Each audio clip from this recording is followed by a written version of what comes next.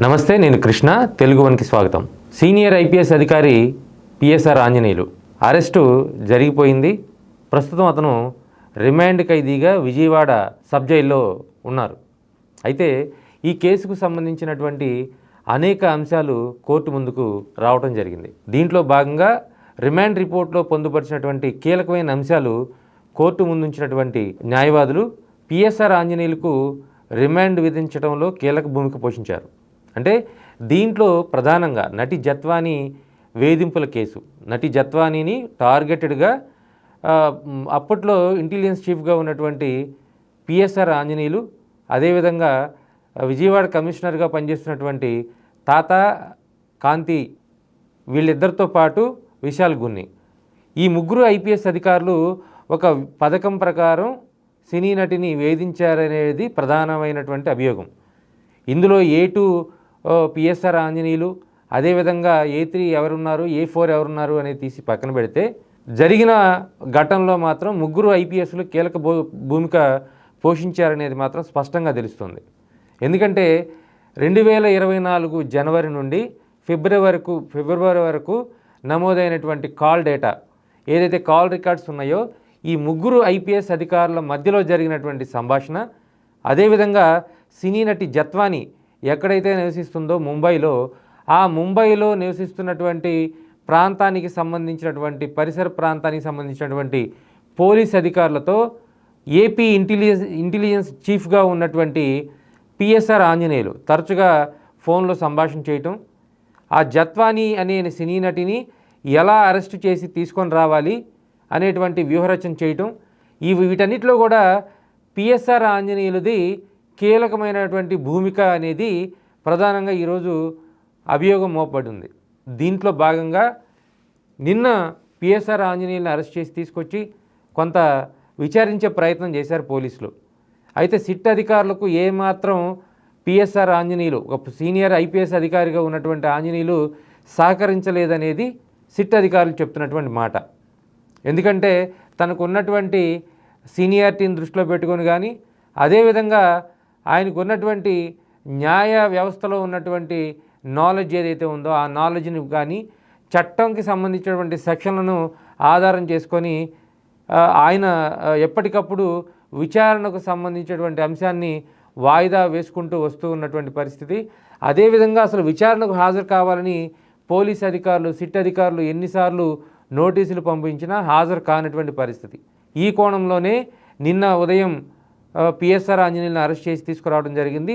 తీసుకువచ్చిన తర్వాత ఒక్క సందర్భంలో కూడా ఈ కేసుకు సంబంధించినటువంటి అంశాన్ని పిఎస్ఆర్ ఆంజనేయులు పోలీసులు ఎదుట ప్రస్తావించలేదని, తనకి ఈ కేసుకి ఎటువంటి సంబంధం లేదని చెప్తున్నారని సిట్ అధికారులు చెప్తున్నారు. అయితే ఈ కోణంలోనే ప్రస్తుతం అయితే పిఎస్ఆర్ ఆంజనేయులకు మే 7 వరకు, అంటే 14 రోజుల పాటు రిమాండ్ విధించింది కోర్టు.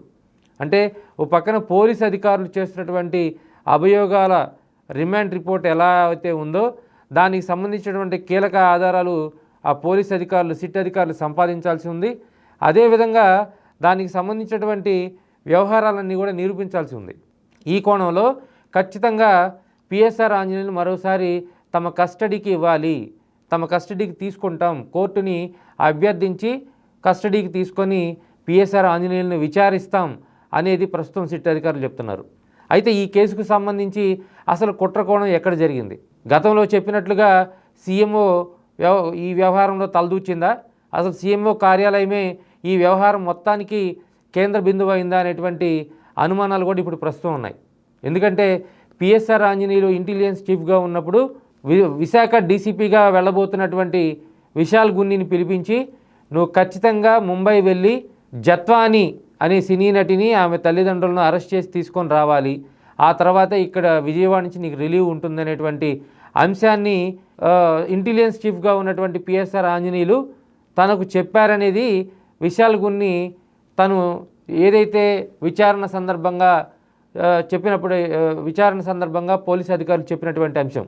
ఈ అంశం అత్యంత కీలకమైన అంశంగా చెప్పుకోవచ్చు.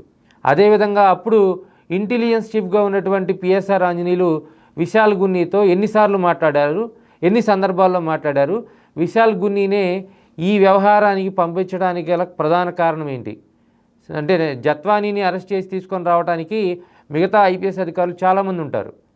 కానీ ప్రత్యేకంగా విశాల్ గున్ని ఎందుకు ఈ సమయంలో వెళ్లాల్సి వచ్చిందనంటే, అప్పుడు విజయవాడ డీసీపీగా ఉన్నటువంటి విశాల్ గున్ని, కాంతి రతన్ తాత ఈ మొత్తం కూడా వీళ్ళంతా కూడా ఉండటం జరిగింది. వీళ్ళంతా కూడా కలిసి, ఈ ముగ్గురు ఐపీఎస్లు కలిసి నటి జత్వానీని అరెస్ట్ చేసి తీసుకొని రావటం, ఆ తర్వాత ఒక దాదాపుగా 40 రోజుల పాటు నిర్బంధించి జైల్లో ఉంచారు అనేది జత్వానీ చేసినటువంటి ఆరోపణ. ఈ ఆరోపణల నేపథ్యంలో ఏర్పడినటువంటి కేసు, అదేవిధంగా మరొక కొన్ని కేసులు కూడా పిఎస్ఆర్ ఆంజనేయుల మీద ఉండటం, ఇలాంటి అంశాలన్నీ కూడా పోలీస్ శాఖ ఈ సిట్ అధికారులు కోర్టు ముందు ఉంచడం జరిగింది. ఈ కేసులో అత్యంత కీలకంగా పిఎస్ఆర్ ఆంజనేయులు ఉన్నారు కాబట్టి ఖచ్చితంగా అతన్ని తమ కస్టడీకి ఇస్తే విచారిస్తామనే ఆ ఆర్గ్యుమెంట్ కూడా సిట్ అధికారులు చేస్తున్నారు. ఈ నేపథ్యంలో మే 7 వరకు పిఎస్ఆర్ ఆంజనేయులు కస్టడీ ఎప్పుడు ఇస్తారు, పోలీసులు కస్టడీకి ఎప్పుడు ఇస్తారు? ఎందుకంటే మే 7 వరకు రిమాండ్ ఖైదీగా పిఎస్ఆర్ ఆంజనేయులు ఉంటారు. ఆ తర్వాత కూడా రిమాండ్ని పొడిగిస్తారా, లేదంటే ఇతర సెక్షన్లు ఇతర కేసుల్లో మళ్ళీ పిఎస్ఆర్ ఆంజనేయులను అరెస్ట్ చేసే అవకాశం ఉంటుందా అనేది ఇప్పుడు సస్పెన్స్గా ఉంది. అయితే పోలీసులు కస్టడీకి పిఎస్ఆర్ ఆంజనేయులను తీసుకున్న తర్వాత వెలుగులోకి ఎలాంటి నిజాలు రాబోతూ ఉన్నాయి. ఎందుకంటే ఇది చిన్న చితక వ్యవహారం కాదు.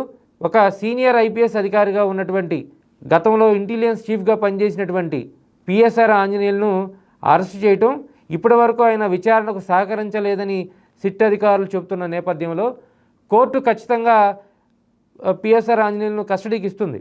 కానీ ఆ కస్టడీకి ఆయన ఏ స్థాయిలో సహకరిస్తారు, ఎంతవరకు సిట్ అధికారుల ప్రశ్నలకు జవాబులు ఇస్తారు, ఆ జవాబుల్లో ఎవరెవరు పెద్ద పెద్ద తలకాయలు ఈ కేసులో నిమగ్నమై ఉన్నాయో, ఎవరెవరు దీని వెనకమాల కథ నడిపారో తెలియాలంటే పిఎస్ఆర్ ఆంజనేయులు నోరు విప్పాల్సిన పరిస్థితి ఉంటుంది. ఆయన చేత నోరు విప్పిస్తారా, లేదంటే ఏం జరగబోతుందనేది ప్రస్తుతం రాష్ట్ర వ్యాప్తంగా సస్పెన్స్ కొనసాగుతుంది.